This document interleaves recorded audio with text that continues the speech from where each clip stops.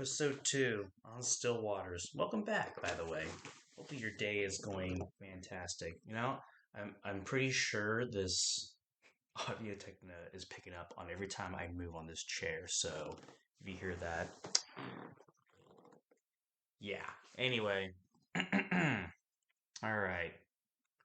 A reason to live. What I titled that.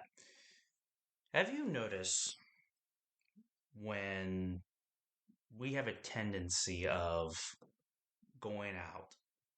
We're going out for, you go out to a nice, expensive place, you go out and party, whatever. Have you noticed that you might be talking to the waitress, you might be talking to whoever's hosting you, and they'll say, "Hey, what's the occasion?" Now that's not strange by any stretch of the imagination, but there is I want you to think on this how bad this mindset might be down the road. So we might say, "Oh, it's a baby shower," or we have events. We have events all throughout the calendar day, right?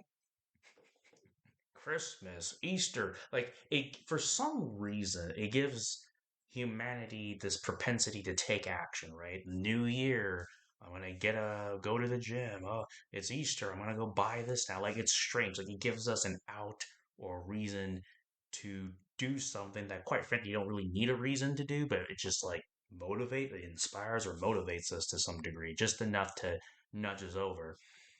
And you know it's legit because look at all the Walmarts and Targets that decorate their store like in a month in advance of the holiday just to really capitalize it.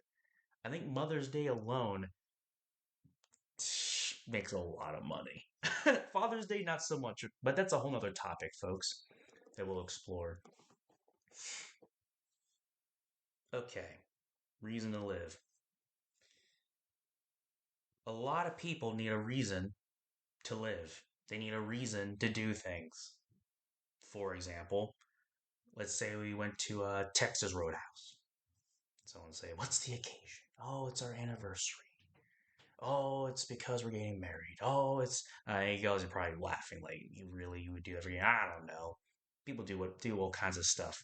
"Oh, why you guys are here?" "Oh, he's only here for the month." Right? We have all these reasons to justify action, a reason to do stuff. Now, the reason why I'm doing this talk is because you don't need a reason to live. What do I mean when I say that? Everyone is looking for a reason to to do something. And eventually over time you will find yourself with less friends, less opportunity. I don't like to speak the poverty gospel, but or the prosperity gospel, but it's kind of sad that we need a reason to be happy. Have you noticed that? Like I need to have a X amount of things to justify me to be happy. Like if I'm happy and I don't have a list of reasons, I must be sad. Never recognizing the fact that you yourself and the fact that you're still alive is enough of a reason. There's a movie. It's $20 to watch right now on YouTube, but whatever. There's a movie by is it Pixar, Disney, whatever. The movie is called Soul. I would highly suggest you. I don't want to say watch it. I'm not really even promoting it, but there's a moral there. And the moral of that movie, because I was curious, I was like, what? They had the audacity to call it Soul. I want to see where this goes down. This man has made it his life goal and mission, because he said a phrase that I think a lot of people misconstrued, right? Like that we do, the fallacy of our lives. We think he's basically a musician teacher, and he's making a great impact being a musician teacher, inspiring kids to like music, and people in the voice were like really happy, blah blah blah. And I was like, man, this guy's really making a difference. But he doesn't think like that's his thing or his spark, right? When in reality, the spark is the fact that he's a great teacher. He thinks he's a great musician, but the reality is he's a great teacher, and he inspires people to believe in themselves. But he doesn't see that. He doesn't recognize that. And there's another moral. Someone this is whatever. I guess you can say this is spoilers. I don't want you to think I'm just making the stuff up, folks. I'm just gonna be 100 with you, be transparent. What was beautiful was they do like a body swap. I won't get into the details, but basically someone else gets into this main protagonist's body and they experience the world for the first time, like a child, right? And they're eating she's like eating hot dogs and yada yada yada. And it's funny because he describes like, oh, my purpose for. Oh, by the way, sidebar. Did you know the number one asked question on Google, at least it's one of the top questions asked on Google, is what's my purpose? Oh, or really, we might allocate that to a church, right? We'll tell our pastor, "What's my purpose, pastor?" It's like, what? You want your pastor to? I mean, I guess. Why do we ask that question? The irony of asking a machine that you created to answer the question of why you were created. I don't even have time to get into that. But in the movie, it really in the movie Soul, it's really trying to like preface this point. Like, why am I here?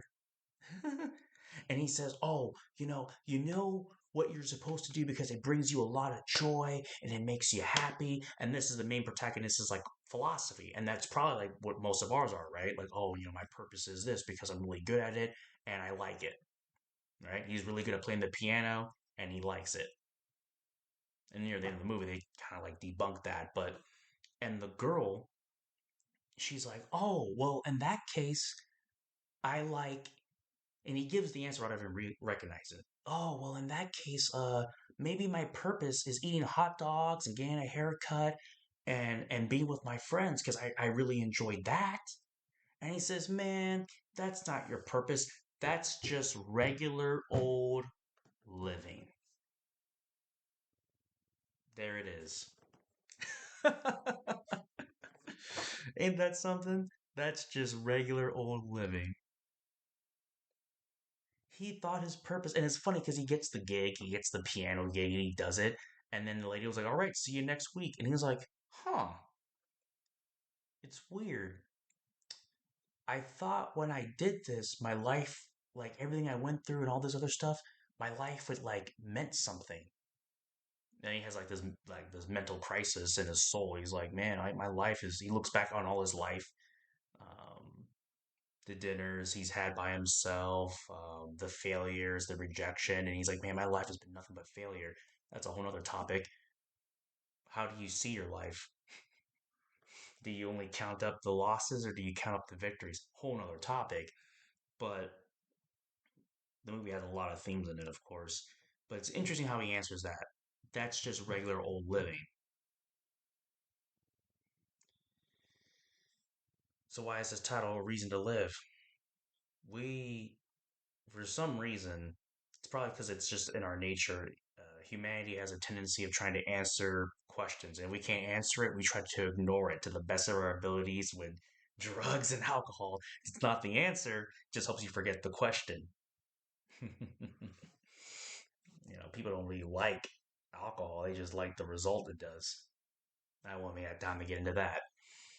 Another topic, right? I want to focus on this one: reason to live. We are looking for reasons to live, never recognizing that, quite frankly,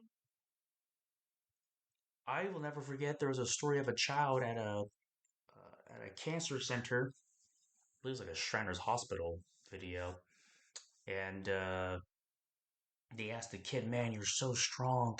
What gives you the reason to keep fighting?" And it was just like, I don't know, because I was born in this world.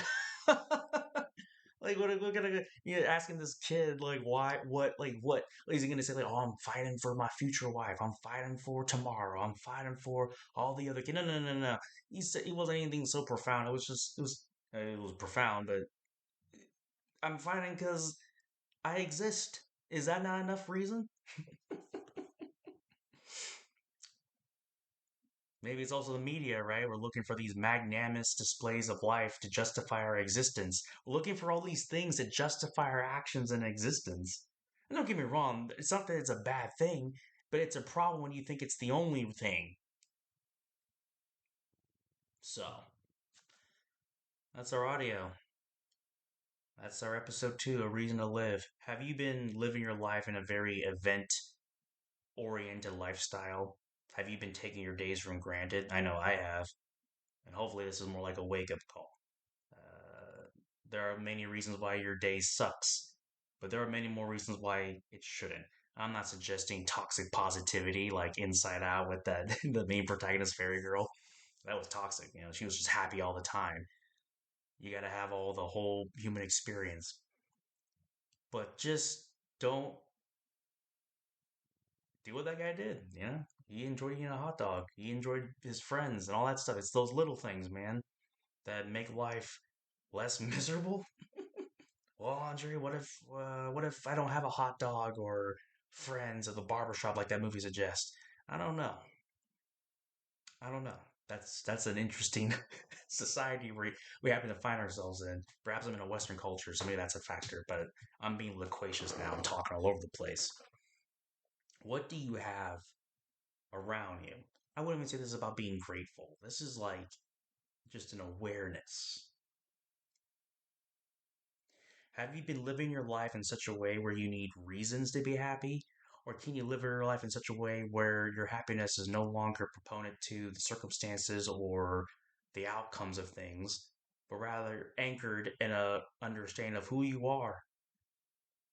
I don't even mean to say it profound, but like, can you anchor your being in something that is not subject to change so easily? I'm not saying you can't get angry or upset. I'm just saying it shouldn't be so easily achieved. Hey, there's nothing more sad than losing your cool in just about every scenario. I'm not saying you should be stoic, but perhaps more resilient. All right. I hope that helps, and I'll talk to you later.